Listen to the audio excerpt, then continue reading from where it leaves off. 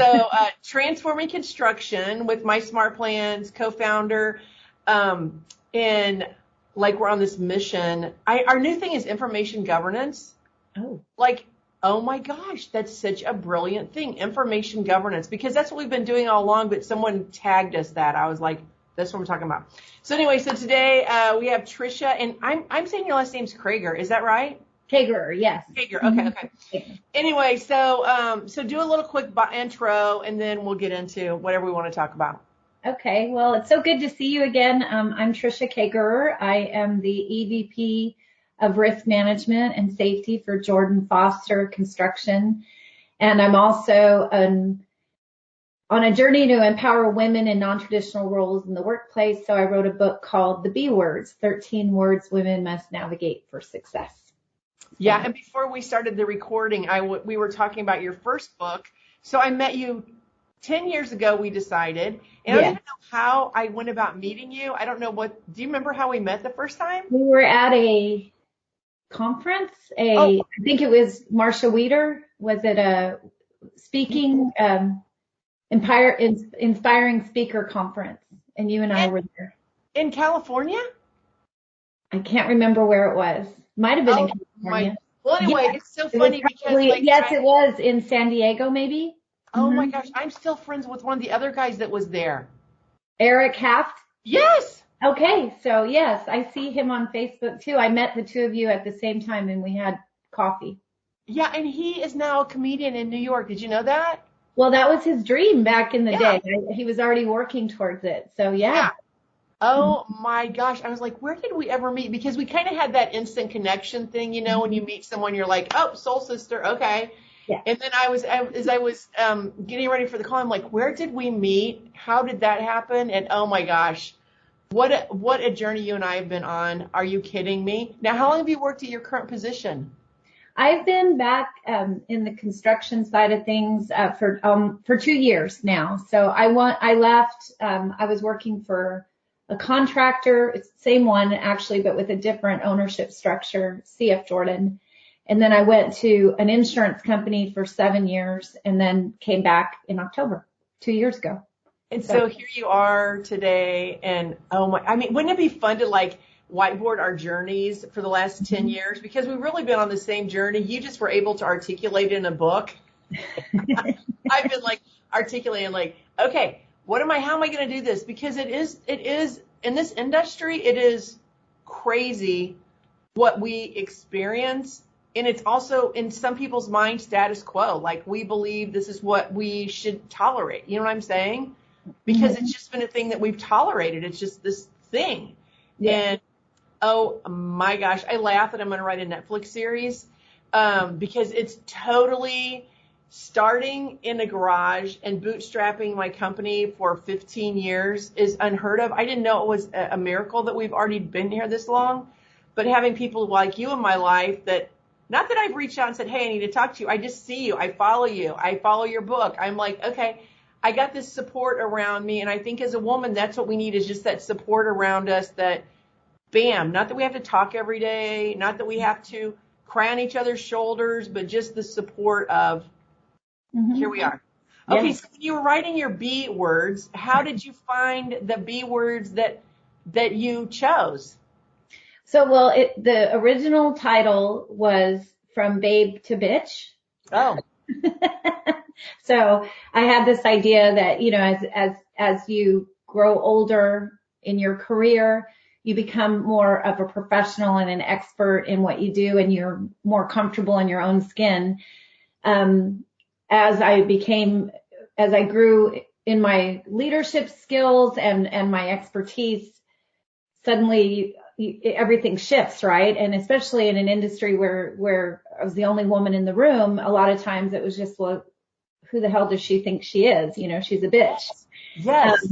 And as an emotional person, that kind of bothered me. But then I realized I had so much more to say, and it became like this. The book is really follows the trajectory of a woman's life. So it starts with beliefs. That's the first chapter, and it's about limiting beliefs.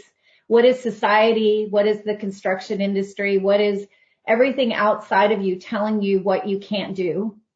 And then what are you telling yourself? Inhibition. So, and if you can tap into that, you can kind of decide what you want your life to look like and how you want your life to be.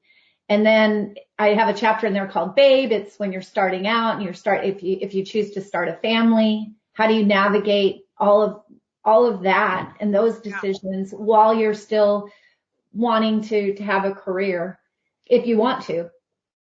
So the beliefs chapters is the core. I go into, there's one you mentioned, bonds. So I called it bonds because that's really just about networking and having people that you can reach out to and know that not only are they going to support you, but they're going to empower you on becoming the person that you want to be. And I would consider you one of those people for me, because as the few women in the room all these years, the construction industry still has only 1% of executives are women.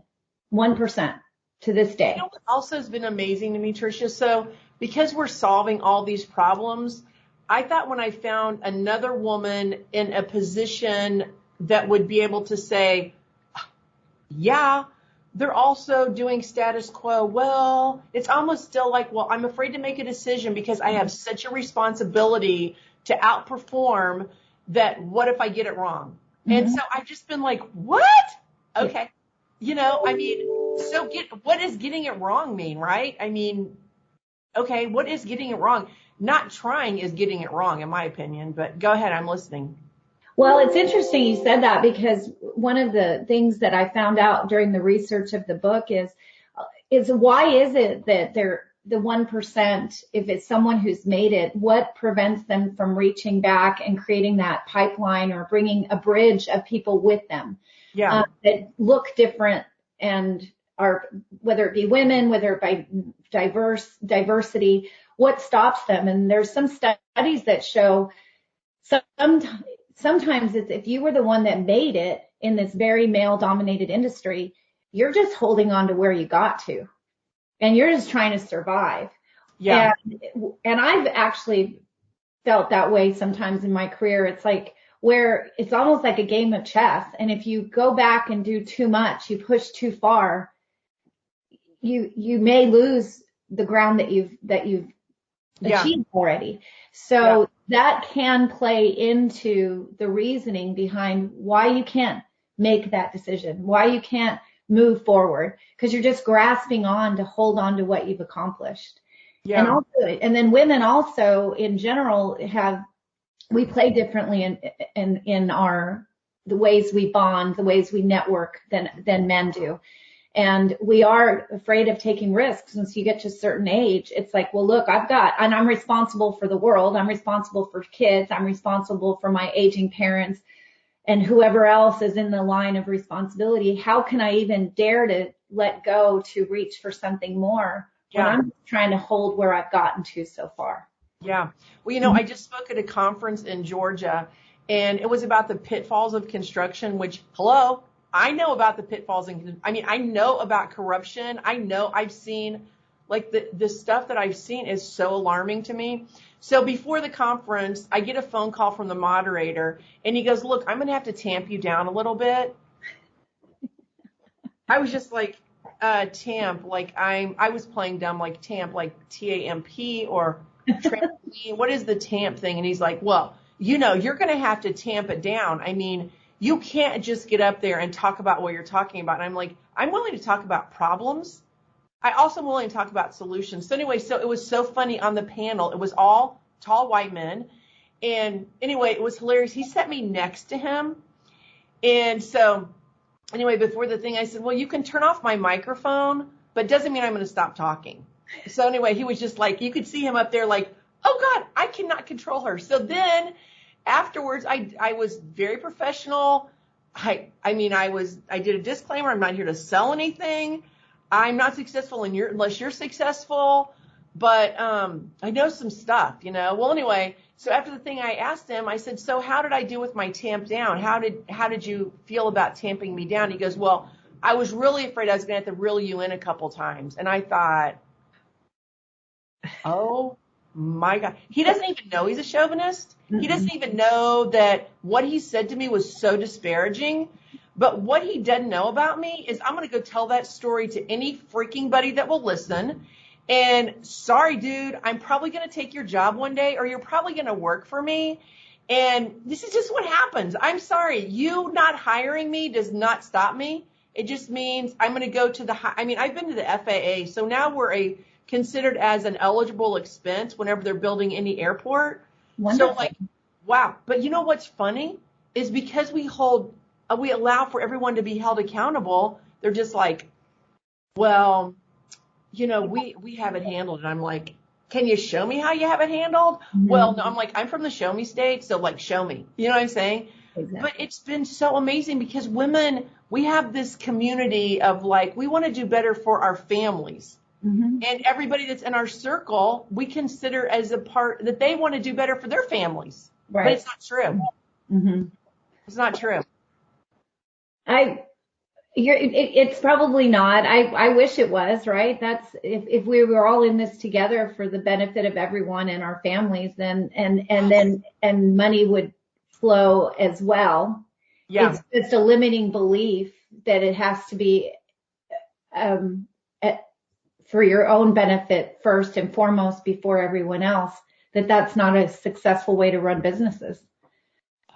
I want the person beside I have, I guess, 3 women that are in my line of my, coworkers. Uh-huh. And I can trust them. One of them, Chelsea, she has a family. I'm like, just work whenever you can work me in. And she is amazing because her family she still has young children, but I'm like, you're so dedicated because she's dedicated to her family. Mm-hmm. So she's dedicated to me because I facilitate her having what she has. You know what I'm saying? She's amazing. Yes. Mm-hmm. But yeah, I think we're rewriting the world, but I think it's just one at a time. We're just making steps, and disparaging comments that men think they're trying to control us is not going to work out. Yeah. Yeah, unfortunately, I think it's going to get to, especially after everything we've been to in the last 2 years with COVID. So there's been a mass exodus of women from all industries because somebody had to take care of the families and then become teachers of their children and everything else. It's been really, really rough. Yes. And those organizations that don't realize that flexibility is not just good for women, it's good for everyone. Yeah. And being in a culture where you feel like it's okay to be yourself and be authentic and show up at work to be appreciated and to give it your absolute best. Yeah. With the parameters of my family and my relationships are important to me. Yeah. Those are going to be the companies that succeed. Yeah. I don't believe that with all the things that have happened and then the generational change of what priorities are, that this bro code culture, that's another B word, it's going to continue. Yeah. I hope it doesn't take a generation to change. I hope that we can continue to push and to continue to make these changes because it makes good business sense. Yeah.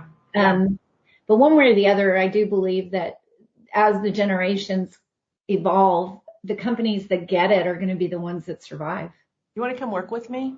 Sure. What's Mr. Jordan's phone number? Excuse me, I'm stealing your number 1 employee. Thank you. Actually really happy where I'm at right now. I'm having a lot of fun. And... No, I'm not teasing. I'm like, oh my gosh. I sometimes women don't stop and look where they came from. We just keep our feet moving. Yeah. We just okay, going. And then whenever you stop and go, what did I do? Wow. Okay, let's go. But I want everybody to, one of my missions is because it's a male dominated industry, for the men to be they don't know what they've missed in this industry because the coping skill is alcoholism. Suicide is a really big deal, but so many of them are asked to stretch the truth or move the truth, or it's just I get this thing that when you move the fence at work, it moves at home. There isn't a demarcation. No. It's do the right thing here, do the right thing here. Yeah. And in that capacity, a lot of times people don't realize the generational curse they're creating. Mm-hmm. Because the kids that aren't getting that nurturing bond with their male parent, they don't know what they're missing as an adult when they have children. Mm-hmm. No, So absolutely. look what we're doing. We're changing a generation. Oh, I mean, I am on a personal mission. I have grandsons, and I'm always talking to them. I'm like, oh no, we're still going to be kind. Matter of fact, I got this awesome shirt at the Gap. It says, "Choose kindness." I love it. Kind, but do not disparage me. Mm-hmm. Yeah. I mean, I will know when your lips are moving if you're going to say something that's not kind. I will definitely say to you, excuse me, I'm going to have to pull a B word out. There you go. But I mean, aren't they both in college now? Are you an empty nester? Been an empty nester for a while. My son is an attorney now in Houston, and he's launched officially. And then my daughter's got one more year at Texas A&M. Whoop. And what is she studying? Biomedical engineering. She's a smart one. Look what you did. You have these two amazing children. 10 years ago, you still had little kids, but you were still on a mission. I mean, yeah, it's just so amazing to watch what you've done and where you're going. Well, thank you. You too. You're amazing too. I mean, I remember you were just getting started when we first met. So, yeah. Yeah, talk about the whole Netflix series of, I want to, Schitt's Creek is a taken series, but I'm just like, it would apply. Like, are you shitting me? Yeah. Wait a minute. What do you want us to do? Yeah. No. Well, we have our first, so the Air Force, it took the Air Force 7 years to get the Corps of Engineers to mandate us. Wow. Okay. I know, 7 years. So like something about women and our tenacity and our like fortitude oh my God. Anyway, so 7 years we drove back and forth to San Antonio. We got to where we'd drive because the Air Force would say, can you be here on Tuesday? And we're like, yeah. So we would drive. So we stopped at Buc-ee's. That should be one of your B words. Yes, I love Buc-ee's. I love Buc-ee's. I'm like, are you kidding me? The B word there is bathrooms are clean. I mean, that's a whole other addition. Yeah. Anyway, but so 7 years back and forth, the Corps of Engineers would have us down at Little Rock. And every time we went to the Corps of Engineers, most of the men in the room would go like this. Right? And so it took one woman, I'm gospel truth, sat at the front of the table and she goes, this is what we're doing. And why aren't we doing this on every single project? And I was like, what she said. Well, then the project finished 3 months ahead of schedule, no modifications, and the red zone ready was done. Guess who's in the picture at the ribbon cutting? Me. Ooh, there you go. But it was because I asked to be in the picture. But I'm saying the womanhood was just like, excuse me, do you mind if I'm in the picture while you're doing that? They're like, yeah, not a problem. Well, all of the men in the room were just like, she is not supposed to be in that picture. We're the general contractor, the architect. Why is she standing in that picture? Because I was the only one that asked. That's badass. That's badass. That's a badass chapter. And he's like, Shelley, I like that you wore the tan jumpsuit because it kind of goes with the camo that they have on. But typically you wouldn't be in the picture. I'm like, I'm in the picture because I reinvented and I saved the government millions of dollars. So I'm in the picture. Good for you. I'm bold too. Mm-hmm. Oh, very bold. Yes. Uh-huh. Yeah. I mean, it's just like the more we stand up for ourselves, the bolder we become, the more powerful we become, the more willing, right? I mean, willing to be bold, willing to be bonded. I mean, I love what you're doing. Oh my gosh. I'm just like, I don't know. It sounds so weird to be connected with someone that you haven't seen in 10 years, but I feel such a connection to you. I do too. But I've always felt connected to you, even you know, from the distance. So social media has been helpful in that way to show what people are doing. Mm-hmm. Yeah. Okay. So when you meet Carol W. Okay. It's Workachowski, and I don't say her name a lot because I always feel like I'm going to butcher it. But it's almost like a mandate for you guys to have lunch, and because she's another, oh my gosh, she is like cutting rugs. I mean, now she's in the environmental space. She was the city architect. She started a thing called iLinkUp, which is a link up of communities. Like your company would definitely want to facilitate and be a part of what she's doing. Mm-hmm. But yeah, now, are you still in Dallas? I am in Dallas, yes. Okay, she's in San Antonio. So how far away is that? 4 hours? So it's about 4 hours, but I go there for work quite a bit. So yeah, Okay. so I'll definitely reach out to her. Yeah, So. I'm going to do, and you know what? I just did a podcast with her and forgot to hit the record. So I have to do another podcast because I'm like, Carol, are you kidding me? But anyway, well, I appreciate you. I love your book, The B Words. The B Words. Mm-hmm. The B Words. And I can't wait to see what you're going to come out with next. I can only imagine. I'm not sure yet. I've got 3 different ideas toying around in my head. It'll definitely be something related to women's leadership for sure. So I'm either going to do a sequel of the B Words, or I have this other idea about skiing and business. Kind of like what you said about remember how far we've come. Yeah. One of the things about, I love to ski. I'm not a great skier, but it's my hobby, the sport hobby that I have. And when you make your way down a mountain, you should always look up and see how far you've come because it's an accomplishment. And I feel good to see you. Thank you for the opportunity. And we have to get together again. Yes. I'll let you know next time. Later. Take care. All right. Bye-bye. Bye-bye.